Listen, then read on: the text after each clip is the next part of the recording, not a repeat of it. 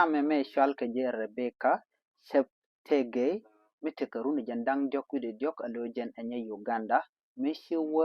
gwasala na ta ngal tenke shawe ka Paris Olympic game en chawo ngar ke je ron kina dara wide jandang ro yiro mwana jena nyame laring ke lawur alojen teke gore mi teke kel re wish ke kinya dore me dana tetin ko jen arami lawur lo teke shinde mi tetin shala den wonene en nyama me miguyen turo de magwase me jen wa chaja liang ke jat ki ke petroleum agore gwad me shika gakten reidware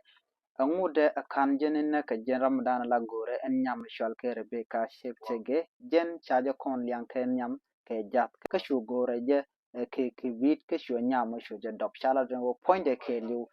chaja wang alo chala do jen barro widi di wi kurka point ke li wacha wang chaja de lwan ko dere tek reka me togo ka kor ke me shi jen nyama shwal ke shep tege shawo ngar ka Olympic game ka Paris jen chala do she kwen ki number jen ngwan widi ngwan jen chaja kan ke wordana shawo ngoy ke jere wi ka Paris Olympic game gwade shi na ngar tin ke jeron kin daro jen dang ro ngwan me chala do re wish ka kinya wi ka jen ngwan wide kel wi kurka wa mentung wana long rewe ke kinya wa ken chuch ke long ka do badanan shalat ke je wa ken naka ke gore kien shalat wona ne karon kina dara wi jandang rewe de kel te ka nyam shala Agnes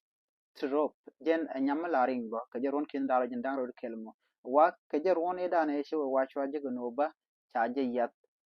gore ke shawde ka shwaja na ke jen ron kina da jen dang ro kela mo ka nyama ba chala do nyam kel mi sho ngar ba ka Olympic mi shawo ngar re wi dodien no wa shwaja na ba ke jen na nyama me san na ka gore me ne ka gwase dan en nyama shwal ke Rebecca shepte ge chala do en jen mandana na ka je dung yone ke wane me to ni shanka ni tin kon tin lamman tin te ka yo ka shaukin ko la kana gor no bikan yorin content te ka chek dien ke tente ka men ken be ken ka kana la nyin ken nyama me mishal ka Rebecca shep tege jen shajanak tene ka runu jen dang jok